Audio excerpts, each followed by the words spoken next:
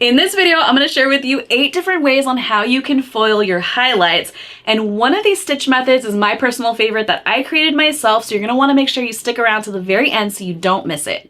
And if you're new here, my name is Manelli. I'm a hair educator who loves helping hairstylists simplify their skills in business. So please give this video a like, subscribe, and share it with a friend so we can get it to the right people. Now let's go ahead and get right into it. Now the bleach lightener that I'm going to be using today on my mannequin is the Firmisi D-Color B Infinity Plus Bleach Lightener. I mix this up at a 1:2 mixing ratio with 20 volume developer.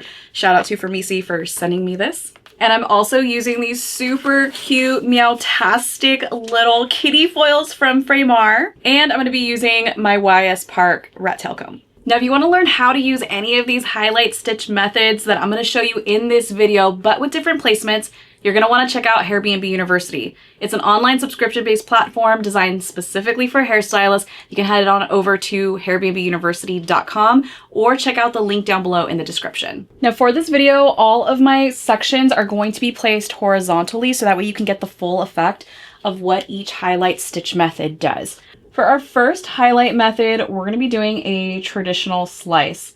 Now you can see there are no weaves or stitches inside of a slice.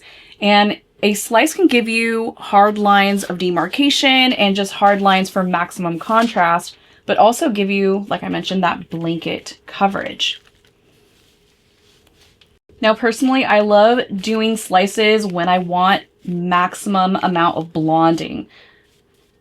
And typically I'll go in with back-to-back slices, or if I want to create a lot of contrast, I might add a little bit of background to this as well. Now, typically slices are really great for anybody that wants maximum blonding, or again, they need that maximum coverage. There's lots of creative ways on how you can use slices. I personally love using them when I'm trying to create those 90s chunky highlights, or again, just anytime I want that blanket coverage, I really want the maximum amount of impact with my highlight. Now that it's been 30 minutes, let's take a peek at our slice. We got this beautiful blanket coverage. And what you'll notice with the blanket coverage is, again, we're not going to have any dimension with this. That means we're going to have full coverage on this section with our blonde. So this is going to completely cover this section. You can really see the impact that the blonde makes right here. So we can barely see any background color whatsoever with this. And that's exactly what a slice will do. So like I mentioned, depending on the placement you do, especially with horizontal, you can get maximum blonding with slices. Our next highlight stitch method is going to be a chunky highlight. And it's exactly that. It's a chunky highlight. And typically what you'll find is that it's about 3 to 4 stitches inside of that foil.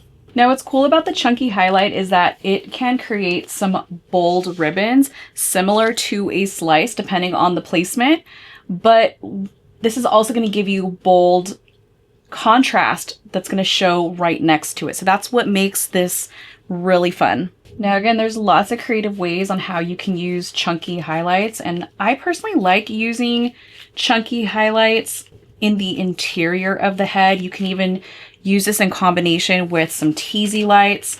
There's just lots of fun ways to use this, and anytime you're really wanting that bold dimension going through the hair. Now that this is done processing, let's take a peek at these chunky highlights. So remember, we only did 3 sections here, so we're going to get lots of contrast in between this. So this is going to give us beautiful, bold, high contrast ribbons, and also high contrast low lights in between. Now remember, with the chunky highlights, not only are the highlights chunky, but also our contrast is chunky as well. So if you could imagine doing some low lights with your chunky highlights, that's pretty much what you're going to get. You're going to get a lot of contrast and even distribution of highs and lows. Now for my next highlight, we're going to be doing a traditional highlight. So we're going to do 1, 2, 3, 4, 5. And a traditional stitch inside of a slice for your traditional highlight is going to be about 5 to 6 stitches. So everything's pretty evenly spaced out. Now this is a throwback to when highlights first got started. And again, this is just your traditional weave is what we used to call it back in the 90s. So if you're looking for something that's more traditional or a conventional way to lighten the hair and also add depth to the hair, you can see this is going to provide you with lots of even dimension and contrast. Now that our lightener is done processing, let's take a look at our traditional highlights. You can see we got lots of dimension going on, but let's go ahead and see what it looks like with a background. Now that I wiped off the bleach lightener, you can see the even dimension that we have throughout. It gave us a nice kind of 50% brightness, if you will. We got lots of dimension and a little bit of contrast. So now you get to see what the result of those traditional highlights can achieve. For our next foil highlight, I'm going to show you how to do a Babylight. Now, a Babylight is more delicate than highlights. Now, usually with a Babylight, I'm using 1/8 inch spacing. So usually these are kind of sitting really close to each other. Now, traditionally, a Babylight is anywhere from 7 to 8 stitches inside of your foil. So we're going to do 1, 2, 3, 4, 5, 6, 7.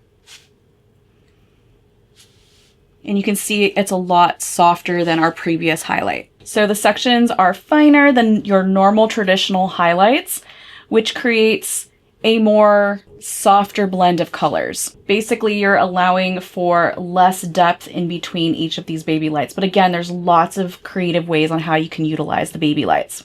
Babylights have become such a staple inside the salon that I feel like you're seeing them really everywhere. A lot of hairstylists and even clients alike really love the subtlety behind Babylights. And depending on the placement that you add with these Babylights, you can create a lot of impact and some really beautiful lived-in looks.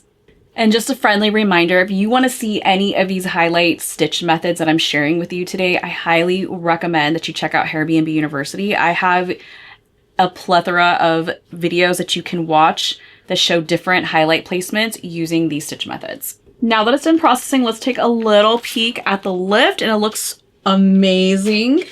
And now let's see the result that we achieved with this.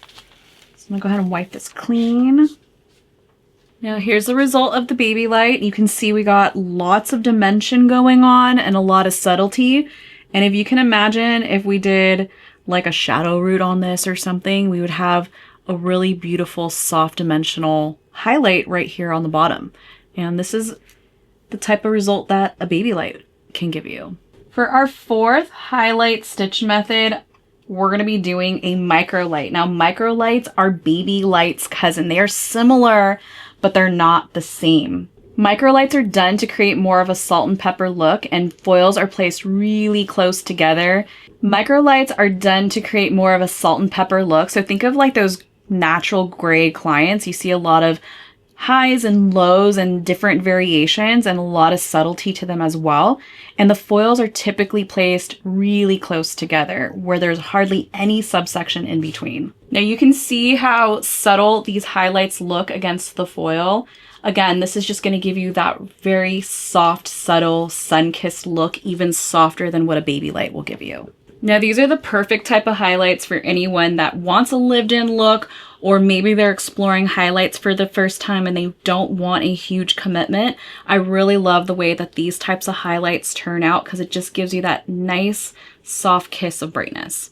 Now let's take a look at our Microlight and see exactly how it processed. I'm really loving this one. Again, this is kind of like a popular one. I'm starting to see transition from that Babylight since it is Babylight's cousin. And I just love the subtlety with this one. I especially love this type of highlight method because you can get these foils really, really light and actually create a lot of impact with very minimal hair.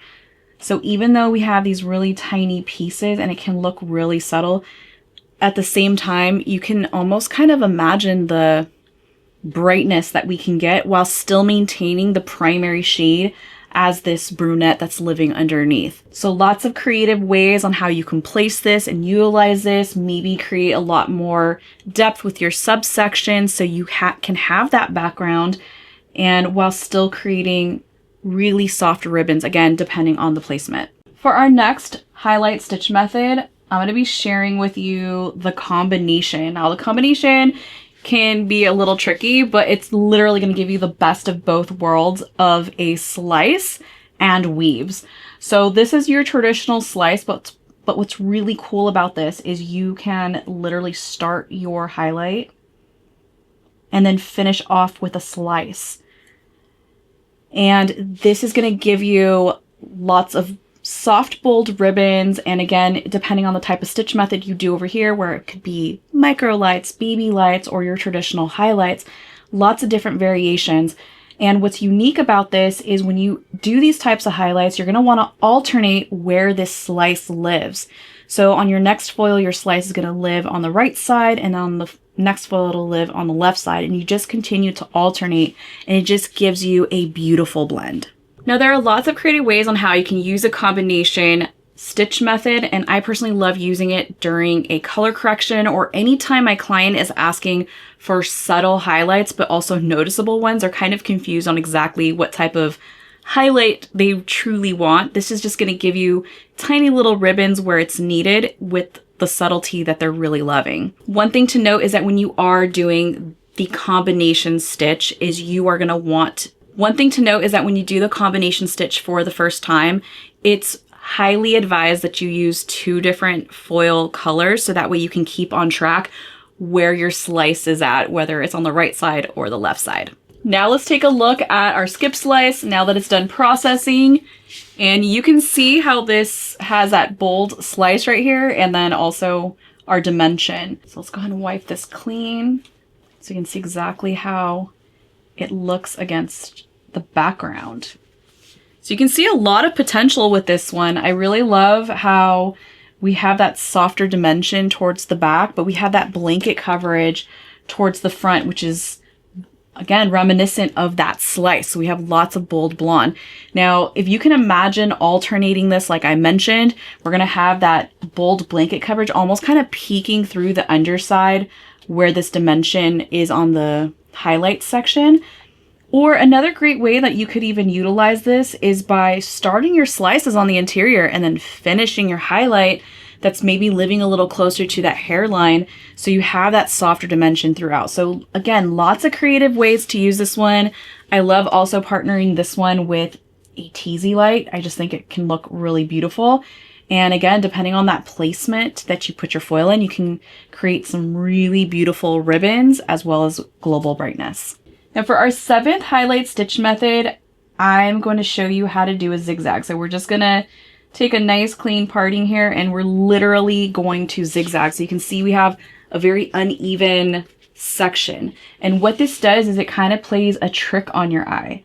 And from here, I usually like to just take a slice right underneath it.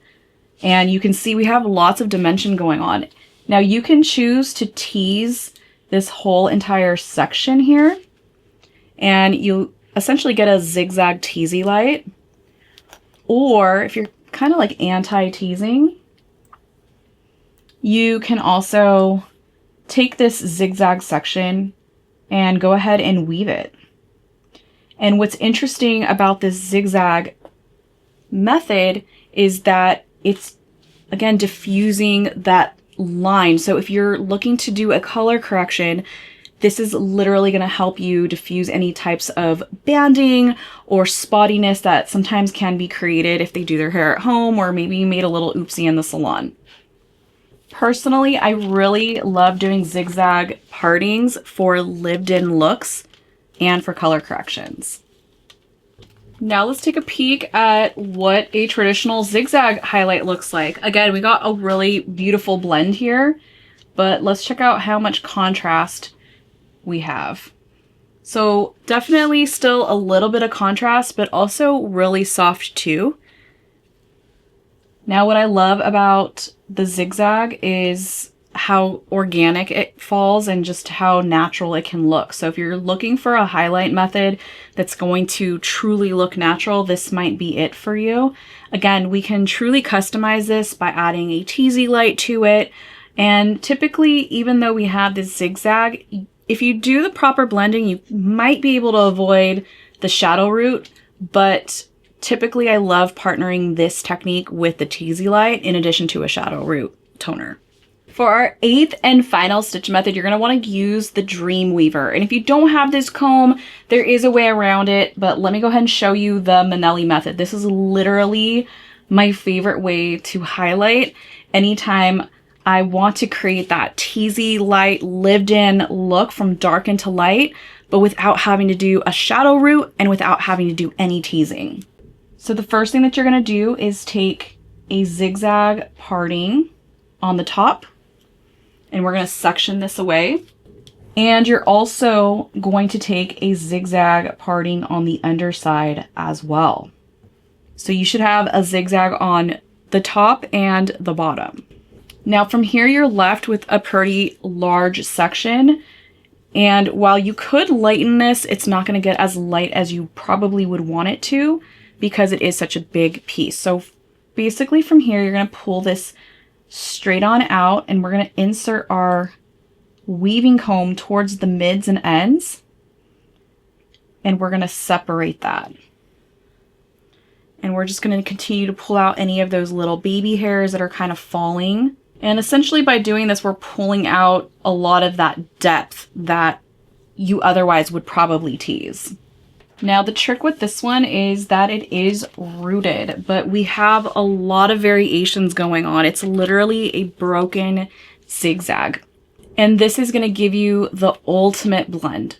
So again, if you're doing color correction or you want to create a beautiful lived-in result, or you're trying to blend in any type of banding or spottiness, you know, the ultimate color correction, I love doing this technique to save a ton of time and do minimal foils. And as long as your blend is blending literally in the foil, you will not need a shadow root for this technique. Now that this is done processing, let's go ahead and take a peek at what the Manelli method looks like. Our no tease, no shadow root placement. And look at how gorgeous this blend is. Now, like I mentioned, with this technique, you do not need a shadow root. You can have a really gorgeous blend almost all the way to the root. And I really love this technique for color correction because as you can see, it's highly diffused and it's perfect for anybody that needs that kind of trick on the eye. Like again, if you have that banding, this just gives the perfect illusion for that. But even without, this just looks so beautiful and really kind of lived in and also really soft right at the root, making it really easy to grow out. Now, as you can see with each foil stitch, it can make a huge impact. I mean, you could even just tell with these top stitches I did here on the mannequin with one side being slices versus the Microlight. These are polar opposite and it made a lot of brightness on one side with a lot of subtlety on the other. But I'm curious, which foil stitch method do you currently use behind the chair? Which one was new to you and which one do you want to try next? Let me know down below in the comments. Now, like I mentioned, if you want to see how we take all of these highlight foil stitches and bring them to life with different foil placements, I would love to see you inside Airbnb University. This is where I dive in deep with placement on not only how we can get slices to look really impactful like we saw here today in this hair tutorial, but also how we can make them look really subtle because placement matters. So if you want to learn truly how to foil with purpose, you're not going to want to miss out on all of the endless tutorials I have right inside Airbnb University, along with an amazing community of other hairstylists that are just like you. If you want to learn more about Airbnb University, go to airbnbuniversity.com or head on over to my site, marillamanelli.com, and learn all of the other ways you can work with me. Like always, you can follow me on my other social channels like Instagram, Facebook, and TikTok, all under Marilla Manelli. And if you liked this video and thought it was super educational, please give it a thumbs up. Make sure to subscribe, share this video with a hairstylist friend that you think would love this video. And if you want to see more tutorials just like this, let me know down below in the comments. Thank you so much for watching, and I will see you in the next video.